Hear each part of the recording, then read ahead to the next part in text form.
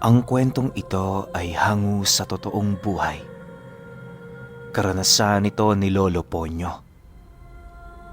Taong 1958, Calatrava, Negros Occidental.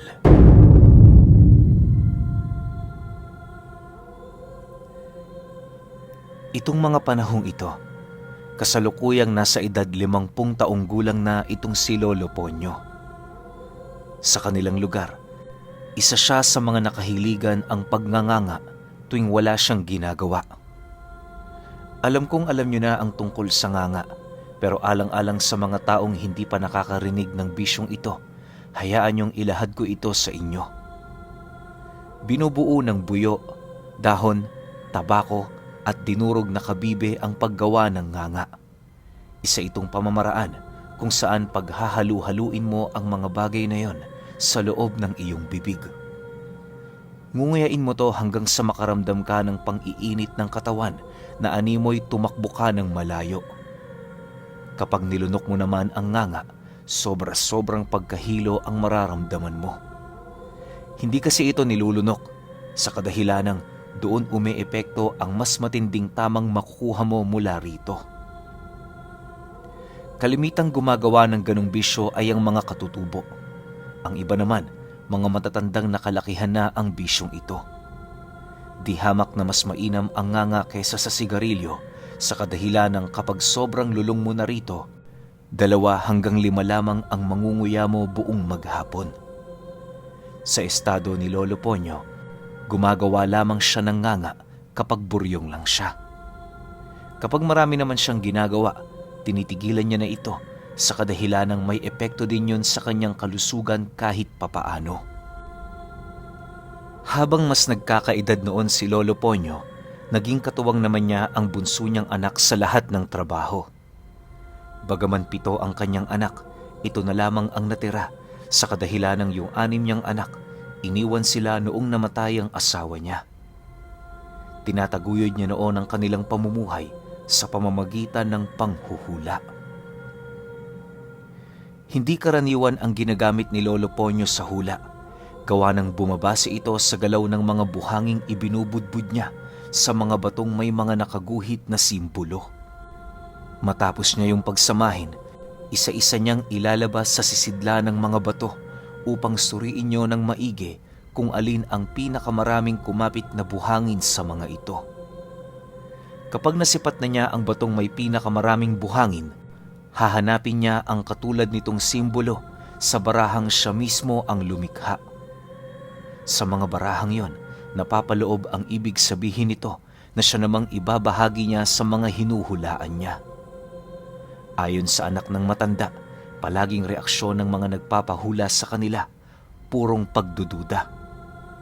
Siyempre, sino ba naman ang hindi magdududa kung sasabihin sa iyo ni Lolo Ponyo na yayaman ka sa hinaharap? Bagaman may iilan sa mga hula nito ang hindi katanggap-tanggap, wala itong magagawa sa kadahilanang sumusunod lamang ito sa sinasabi sa kanya ng bato.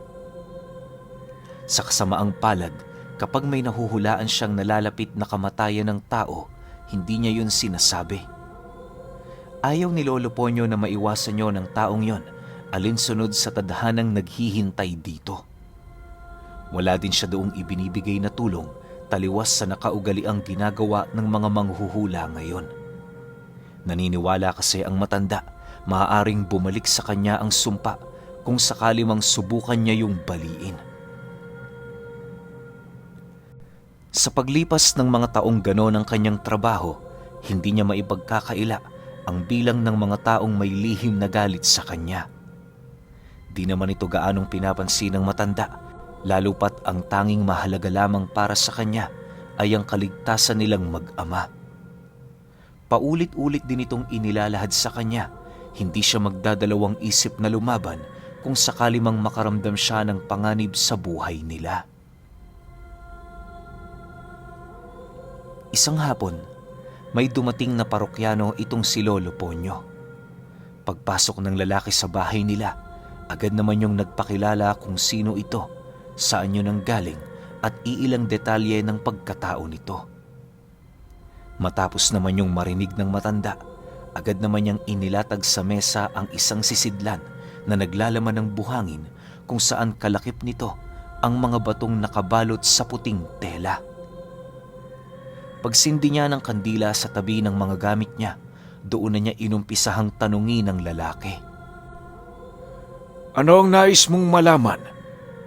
Seryosong tanong ni Lolo Ponyo rito. Nang marinig naman yon ng kanyang parokyano, agad naman itong sumagot sa kanya ng, Gusto kong malaman kung sino ang pumatay sa anak kong babae. Nakahanda akong magbayad ng malaki. Kung mapapatunayan mo na ang huhulaan mo ang siyang may sala. Dahil sa sinabi nito, hindi na nagdalawang isip na magsagawa ng ritual itong si Lolo Ponyo. Una niyang ginawa, maglapat sa mga tela ng buhay na kataga habang nakahawak sa buhangin. Matapos niya yung gawin, dahan-dahan naman niyang inilatag sa mesa ang mga barahan niyang gawa sa manipis na kawayan na nakabaliktad. Habang inuusalan niya ang mga bato, tahimik lamang na nagmamasid ang kanyang anak at kanyang parokyano. Matapos niyang isagawa ang ritual, agad naman niyang inihipan ng kandila at kasabay nito ang pag-alis sa mga bato ng mga nakabalot doong tela. Paglapat nito sa buhangin, dahan-dahan naman niya yung hinalo ng halos 2 minuto hanggang sa nakita na nilang nakabaon sa buhangin ang mga bato. Pagkuha niya dito ng paisa-isa, doon nila nakita ang isang batong pinagkukumpulan ng hindi mabilang na mga buhangin. Ang nakakapagtaka lang sa pangyayaring yon, ilang beses itong sinubukang itatak ni Lolo Ponyo sa mesa, subalit hindi yun nalalaglag. Akala nga ng parokyano niya, may kakayahang umakit ng buhangin ang batong yon dahil sa mga nakikita nito. Subalit, pagbuklat ni Lolo Ponyo sa barahang kinaroroonan ng simbolo ng bato, biglang kumawala sa batong yun ang mga buhanging nakadikit dito. Sa muling pagsilay niya sa lalaki, kampanteng nagwika naman siya dito ng, Hindi naman namatay sa insidente o anumang uri ng karamdaman ng anak mong si Maria. Namatay ito sapagkat nilaso nito. Sa kasamaang palad, ang may gawa sa karumal-dumal na nangyari sa anak mo ay ang tiyahin nitong nakatira sa bahay mo. Iwasan mong gumawa ng padalos-dalos na bagay at sa halip, papuntahin mo ito sa aking bahay. Sinasabi ko sa iyo, hindi pangkaraniwang tao ang babaeng yon. Kapag nagkamali ka, maaaring sumunod ka sa anak mo kasama ang iyong mag-iina. Nang marinig naman yon ng lalaki, agad naman itong nag-abot ng abuloy sabay tayo sa kanilang kinaroroonan. Nang akmang aalis na ito, mariin naman itong inilahad kay Lolo Ponyo na susundin niya ang nais nitong mangyari. Pagkaraan ng 2 araw, bumalik ang lalaki sa tahanan nila kasama ang tiyahing tinutukoy ng matanda. Hindi pa man yun nakakapasok sa kanilang tahanan, ramdam na ni Lolo Ponyo ang napakabigat na presensya na bumabalot dito. Pagharap niya sa babae, mahinahon naman niya yung niyayang umupo. Noong una hindi pa yun umiimik, subalit noong nagpakilala na siya, doon na nila dahan-dahang nasisipat ang pagngisi ng babae na animoy nasisiraan ng bait. Sa pagkuha ni Lolo Ponyo ng kanyang mga baraha, nagdesisyon siyang maghintay hanggang gabi bago ito tuluyang tanungin. Nang marinig naman ito ng babae, kabilin-bilinan nito sa kanila, wag nang paaabutin ng 10 oras ang kanilang mga plano. Binalaan din sila nito, nakakampi nito ang gabi, at sa oras na sumapit ang kadiliman sa mundo, wala silang magagawa para maipagtanggol ang kanilang mga sarili. Subalit, nang marinig naman yon ng matanda, tumawa lang naman ito habang inilalahad sa nilalang na yon na sa kanilang dalawa, siya lamang ang may kakayahang sumilip ng hinaharap. Sa pagtungtong ng 6:00 ng gabi, habang unti-unti nang lumulubog ang araw sa kalupaan, pansin na pansin naman nila ang pagiging aligaga ng babae.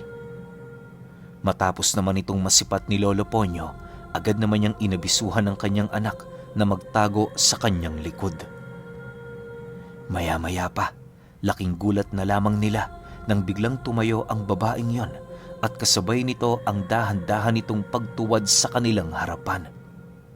Sinubukan pa yung lapitan ng parokyano niya para pakalmahin, pero habang nagsasalita ito, bigla na lamang yung humandusay sa lupa matapos itong ihipan ng tigalpo sa mukha ng babae. Pagbaling ng paningin nito sa kanilang kinaroroonan, bigla naman yung nag-angil habang unti-unting namumula ang mga nanlilisik nitong mga mata. Hindi naglaon na wala sa ilalim ng balat nito ang kanyang mga kalamnan na siyang naging sanhi upang tuluyan yung maging isang butot balat na nilalang. Nag-umpisa na ring humaba ang galamay nito habang dahan-dahan yung nawawala ng saplot sa katawan.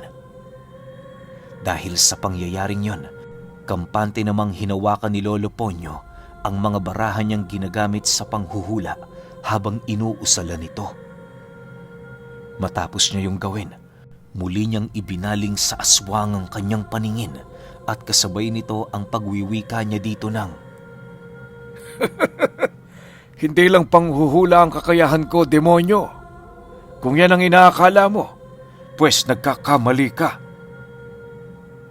Pagbigkas niya ng mga salitang yan, walang pag-aatubili naman niyang dinukot ang isa sa mga nakataob na baraha kung saan doon bumungad sa kanya ang simbolong nagpapahiwatig ukol sa pagpapahintulot nitong magpagamit sa kanya ng isang malakas na lason.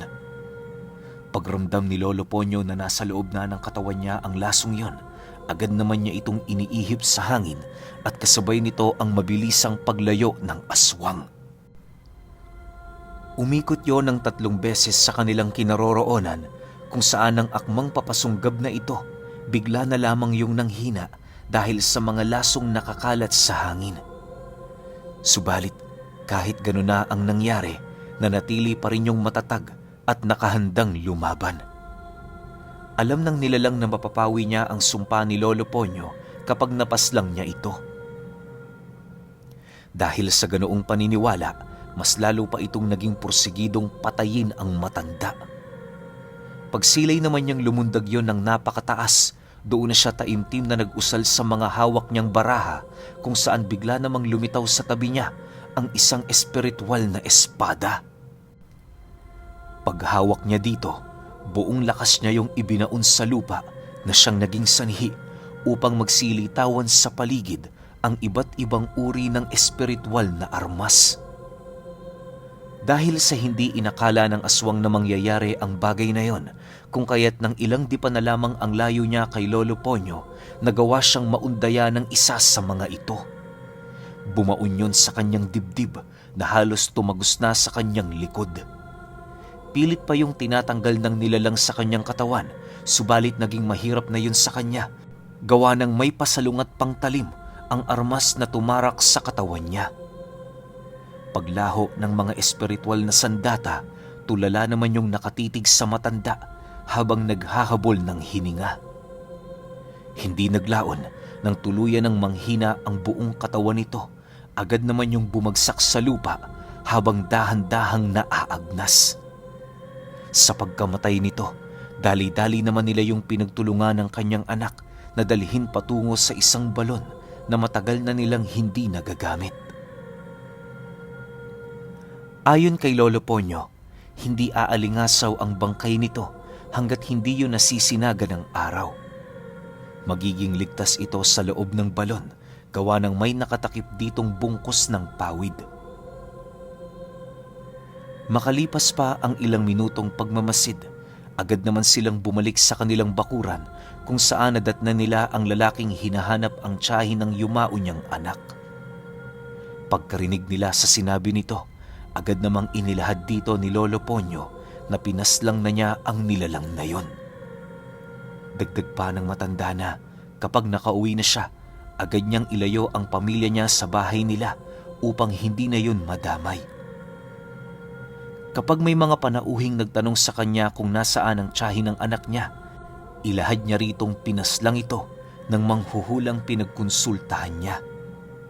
Sa ganoong paraan, hindi siya pagbabalingan ng mga nilalang na nagmamahal sa babaeng pumatay sa anak niya.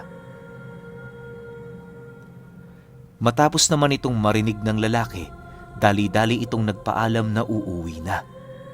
Hindi na din yun pinigilan pa ni Lolo Ponyo sa kadahilanang aminado din itong marami-rami silang kinakailangang gawin sa pagsapit ng mga susunod na araw.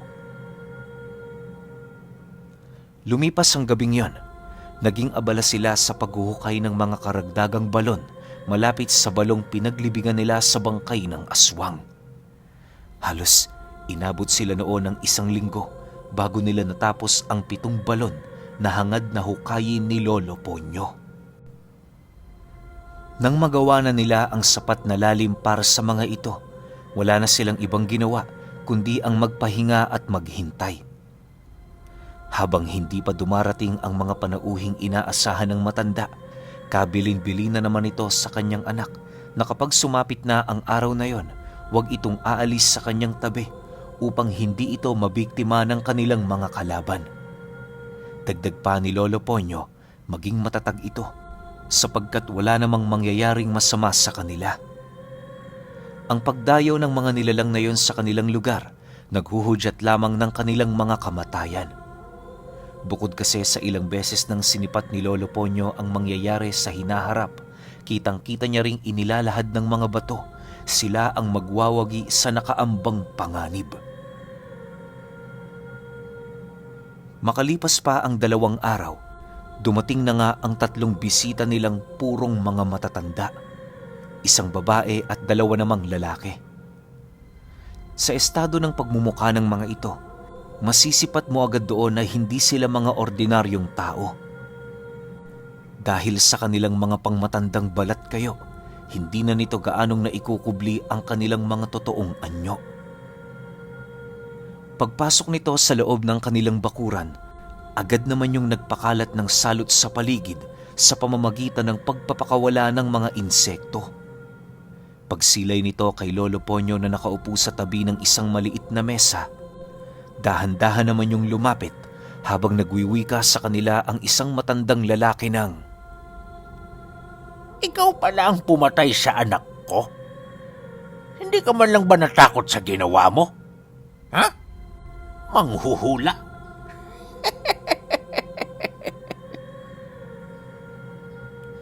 Nang marinig naman ni Lolo Ponyo ang sinabi nito, kampante naman siyang sumagot doon ng, Responsibilidad kong tumulong. Huwag mo akong sisihin sa pagkamatay ng anak mo. Unang-una, siyang may sala kung bakit nangyari ang bagay na yun sa kanya. Pinaunlakan ko lamang ang hustisyang hinahanap ng kadugo ninyo. Hindi yun masama kung matuwid ang pag-iisip ninyo. Pero alam ko namang hindi nyo mauunawaan ang mga bagay na yan. Kailan may hindi maitutuwid ang buktot na paniniwala ng mga katulad ninyong aswang. Dahil sa sinabi ni Lolo Ponyo sa mga ito, bigla naman yung nag-angil na sinabayan ng mga alulong ng aso sa kalagitnaan ng gabi. Pagsilay niya sa mga mapupulang mata nito, agad naman niyang binulungan ng mga hawak niyang baraha kung saan doon lumitaw ang kaanyuan ng isang tikbalang at amumongo. Bagaman nasa espiritual na anyo ang mga nilalang na yon, nasisiguro ni Lolo Ponyo na magbibigay ito ng dagok sa 3 aswang na naghahangad ng kanyang kamatayan. Pagpakawala niya sa mga nilalang na yon, rinig na rinig naman nila ang dagungdong ng lupa sa bawat pag-apak nitong ginagawa. Nang maramdaman naman ng mga aswang ang 2 nilalang na kanyang pinakawalan, agad naman yung lumundag papalayo habang patuloy na nagmamasid. Pagsilay nila sa isang dambuhalang aninong humaharang sa liwanag ng buwan, buong puwersa naman nila itong sinunggaban at kasabay nito ang pilit na pagpupumiglas ng amumongo na kanilang pinagtulungan. Hindi naglaon, napabagsak naman nila ang nilalang na yon na siya namang nagbigay ng pagkakataon para sa tikbalang na sumugod. Pagtadyak nito sa babaeng aswang, kitang-kita nila Lolo Ponyo kung papaano yun tumilapon habang nakausli ang buto nito sa balikat sa may bandang likod. Dahil sa ginawa nito, Muli itong napagbuntungan ng galit ng mga aswang, kung kaya't hindi naglaon, tuluyan na ring namatay ang nilalang na yon. Sa puntong yon, doon niya napagtanto, merong kakayahan ng kanyang mga kalaban na makapaslang ng kaluluwa ng isang nilalang. Dahil sa kanyang nalaman, minabuti niyang mag-ingat sa kanyang hakbang, gawa ng kapag nahuli siya nito, paniguradong mapupunit din ito ang kanyang kaluluwa na nanananahan sa loob ng kanyang katawang lupa. Para sa isang tao, iyon ang nakakapangilabot na kamatayan sa kadahilan ng hindi ka na mabibigyan pa ng pagkakataon na malitis ng Panginoon at magtamasa ng buhay na walang hanggan sa kaharian nito. Makalipas pa ang ilang minuto, nang mapagtanto ng 3 aswang na patay na ang kanyang pinakawalang nilalang, dahan-dahan naman yung naglakad papalibot sa kanilang kinaroroonan. Si Lolo Ponyo naman noon, nananatiling kalmado lang, naghihintay sa tadhanang ibibigay ng kanyang mga baraha. Pagbulong niya sa isa sa mga ito, biglang nagkaroon ng harang papalibot sa kanilang kinauupuan. Dahil sa harang na yon, naging bulag ang 3 aswang para mahanap ang kanilang kinaroroonan. Ilang beses din yung sumunggab sa lugar na inakala nitong naroon sila, pero tanging lupa lamang ang yumakap sa kanila. Dahil dito, doon na nagsagawa ng engkantasyon itong si Lolo Ponyo upang muling makahingi ng tulong sa mga baraha. Pag-usal niya ng taimtim sa mga batong hawak-hawak niya, nakarinig siya ng isang tinig sa mga baraha kung saan inuutusan siya nitong iwasiwas sa paligid ang mga hawak niyang bato at buhangin. Pagkarinig naman niya sa tinig na yon, agad naman niya yung ginawa kung saan mula sa kanyang bakuran nagkaroon ng isang malaking espiritual na bitak sa lupa na siya namang siningawa ng kulay itim na usok. Pagkawala ng usok na yon, mula sa impyerno bumangon ang mga taong matagal nang hinatulan ng Panginoon. Pinagtulungan nitong daragin papailalim ang mga aswang na siya namang buong lakas nitong nilabanan. Subalit, dahil sa dami ng mga kalansay na nagtulong-tulong sa kanila, kung kaya't wala na din silang nagawa kundi ang sumama. Pagpasok ng matandang babae sa ilalim ng bitak, tanging sigaw na lamang ang nagawa nito. Maya-maya pa, bigla din namang naglaho ang bitak na yon, hudyat ng tuluyang pagkatalo ng 3. Sa pagbalik ng katahimikan sa paligid, agad naman nilang pinulot ang mga batong nagkalat sa lupa bago nila ito ilagay sa iisang sisidlan. Minabuti nilang wala doong nakasabay na kahit na anong bagay na hindi roon napapabilang. Isipin ninyo kung gaano kaliit ang buhangin. Isa-isa yung pinulot ni Lolo Ponyo. Sa paglipas ng mga araw, nagpatuloy ang pagpaparamdam sa kanila ng mga aswang. Gabi-gabi noong may nakakalaban si Lolo Ponyo hanggang sa matapos ang 1 linggo. Sa loob ng 1 linggo, napuno nila ang mga balon kung kaya't ang ginawa nila, takpan ito ng lupa na merong halong semento. Magmula noong napuno nila ang 7 balon, hindi na sila pinaramdaman ng mga aswang. Ayon sa matanda, hanggang doon na lamang ang pangyayaring nakita niya sa hinaharap na merong kaugnayan sa bantang nagbibigay panganib sa kanilang kaligtasan. Taon pa ang lumipas, namuhay ng payapa ang mag-ama. Nagpatuloy pa rin sa panghuhula si Lolo Ponyo, kung saan marami-rami din siyang natulungan kahit papaano.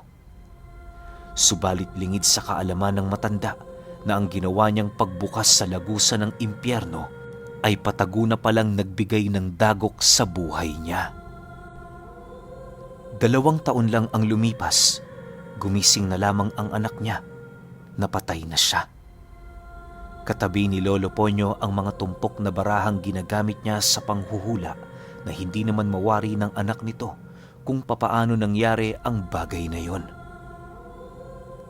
Sa puntong nasipat niya ang ama niyang wala ng buhay, doon din naglaho ang kanyang pangarap na maging katulad nitong isang lehitimong manghuhula. Masakit man para sa anak niya na tanggapin ang bagay na yon, wala naman itong magagawa. Dahil sadyang napakabigat ng kasalanan na pagbukas ng impyerno ni Lolo Ponyo.